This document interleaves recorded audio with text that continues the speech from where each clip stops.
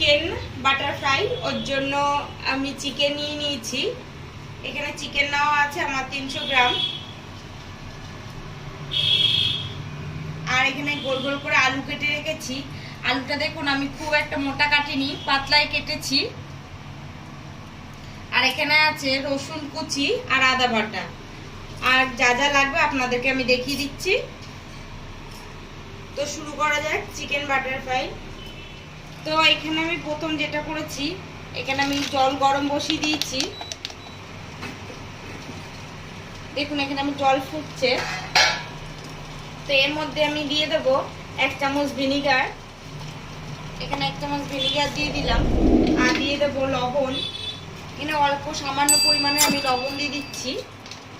এটাকে একটু নাড়াচাড়া করে নিচ্ছি যাতে লবণটা তাড়াতাড়ি গলে যায়। তো এর মধ্যে যে কেটে রেখেছিলাম যে আলুগুলো, এগুলোকে এবার আমি এর মধ্যে দিয়ে দেবো।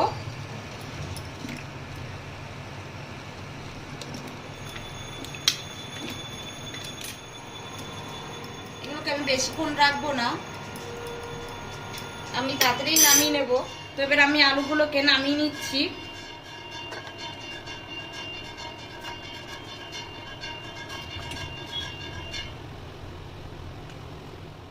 তো আলুগুলো আমার নামানো হয়ে গেছে দেখুন। এবার এটাকে আমি ভালো করে জলটাকে ঝরিয়ে নেব। তো প্রথমে আমি এখানে চিকেনগুলোকে নিয়ে নিচ্ছি। এখানে আমার মাখার সুবিধার্থে আমি বাটিটাকে ব্যবহার করছি।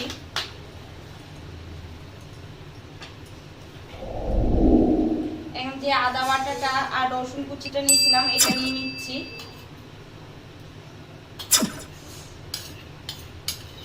এখানে আমি রসুন কুচি ব্যবহার করেছি, আপনারা চাইলে রসুন বাটাও ব্যবহার করতে পারেন।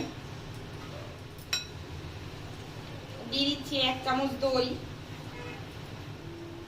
1 চামচ সয়া সস ব্যবহার করছি। আর এখানে হাফ টুকরো লেবু নিয়েছি, এই রসটা নিংড়ে দিয়ে দেবো।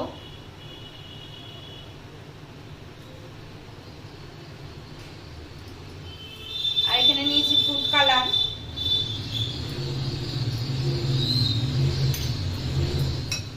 দিয়ে দেবো লবণ, দিয়ে দেবো লঙ্কার গুঁড়ো,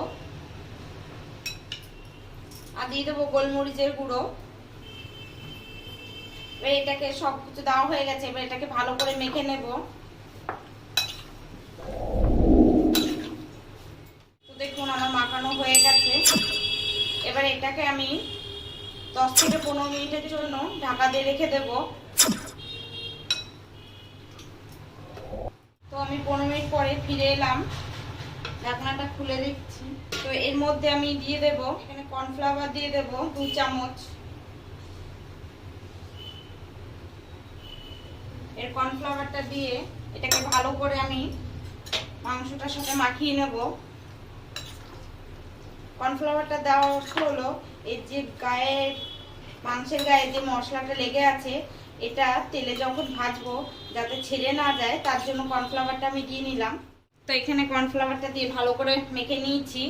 তো এখন যেটা আমি করব, তো এখানে দেখুন বাটিতেও আমি একটু কর্নফ্লাওয়ার নিয়ে নিয়েছি। এটা জল দিয়ে গুলে নেব।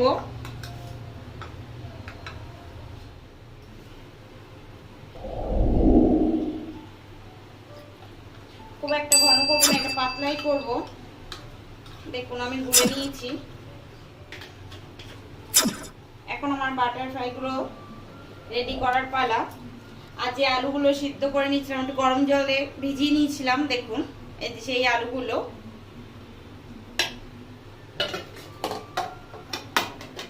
এখানে একটা করে আলু নিচ্ছি, এর মধ্যে চুবিয়ে নিচ্ছি কর্নফ্লাওয়ার জলে।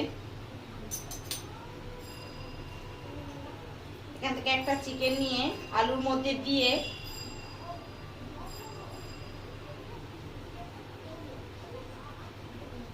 দেখুন এরকম তৈরি করে নেব সব কটা।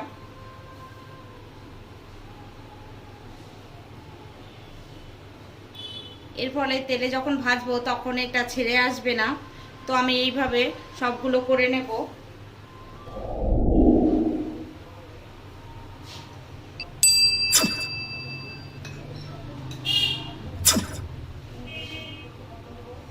আরেকটা দেখিয়ে দিচ্ছি।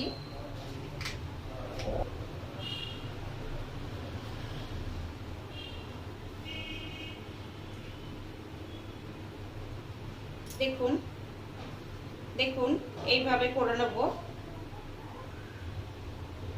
যদি আলুটাকে মোটা করে কাটেন তাহলে কিন্তু এইভাবে ভাঁজ করে চিকেন দিয়ে আপনার করতে অসুবিধা হবে এবার মুখতে। তাই আলুটাকে যত পারবেন পাতলা করে কেটে নেবেন, তাহলে সুবিধা হবে আপনারই। তো বন্ধুরা আমার কড়া গরম হয়ে গেছে, কড়াতে আমার তেলও দিয়ে দিয়েছিলাম, সেটাও গরম হয়ে গেছে। দেখুন আমার বাটারফ্লাইগুলো রেডি। এবার এগুলো ভাজার পালা। আর যেগুলো এক্সট্রা আমার বেঁচে আছে এতে আরেকটু কর্নফ্লাওয়ার দিয়ে এটাকে আমি পকোড়া মতন করে নেব আমাদের দিকের জন্য। তেল গরম আছে, আমি এখন আঁচটাকে একদমই কমিয়ে দিয়েছি, না হলে এটা আমার দেওয়ার সঙ্গে সঙ্গে পুড়ে যাবে। এর জন্য আমি তেলটাকে একটু ঠান্ডা করে নিয়ে তারপরে দেব। দেখুন খুবই সাবধানে একটা একটা করে খাচ্ছি।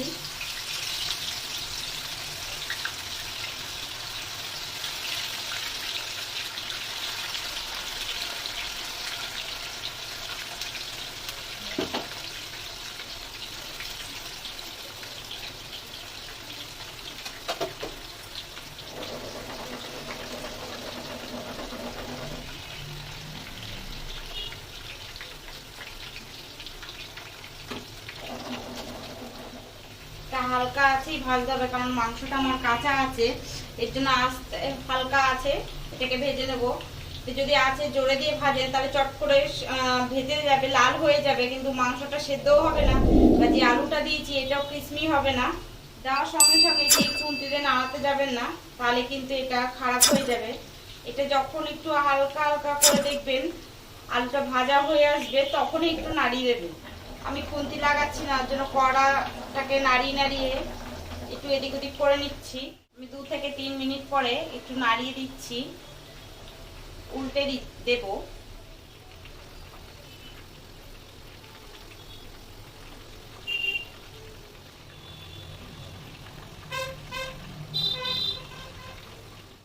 এটাকে আমি আরেকটু উল্টে নেড়ে চেড়ে নেব বা উল্টে দেব। দেখুন চিকেনটা কত সুন্দর ভাজাও হয়ে এসছে। এটাকে একটু সময় নিয়েই ভাজতে লাগবে। আর এটাকে যখন আমি নামাবো তখন কিন্তু আঁচটাকে বাড়িয়ে দিয়ে একটু নামাবো, কারণ যদি আঁচটা কমিয়েই নামাই তাহলে এর গায়ে একটা তেল চিপচিপে ভাব থাকবে।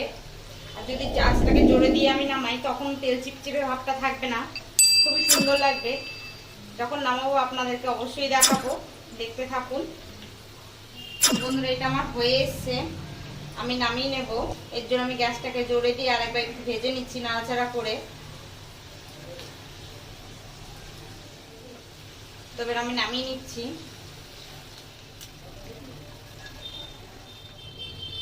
আর বাদ যেগুলো ছিল সেগুলোকে আমি এবার দিয়ে দেব। আর একই পদ্ধতিতে আমি সবকটা ভেজে নেব। তো আমার সবকটা দেওয়া হয়ে গেছে, একই রকম ভাবে সবকটাকে ভেজে নেব। আবার একটু কাটি দেওয়া আছে বলে আমার একটু নাড়তে চাড়তে অসুবিধা হচ্ছে। তো আমাদের চ্যানেলের রান্না যদি আপনাদের ভালো লেগে থাকে অবশ্যই লাইক শেয়ার কমেন্ট করবেন। হাতে দেখুন হয়ে এসছে, এবার আমি নামিয়ে নেব। তো হয়ে গেছে, এটাকে আমি নামিয়ে নিচ্ছি।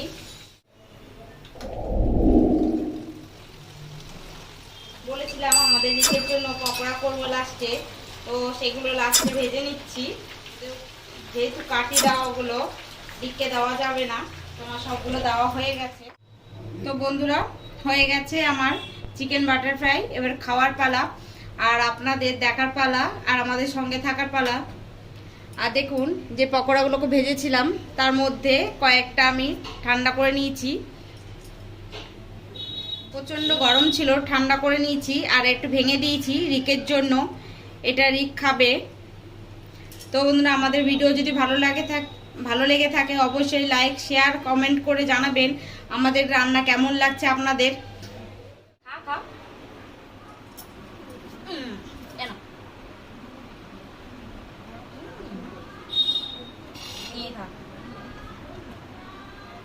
ঝাল হয়েছে,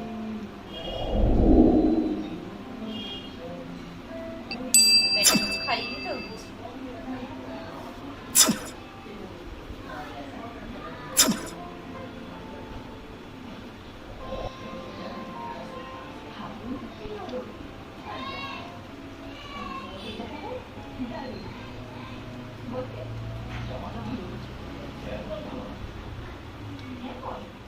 আমাদের দিকের খাওয়া শেষ, এবার আমাদের খাওয়ার পালা।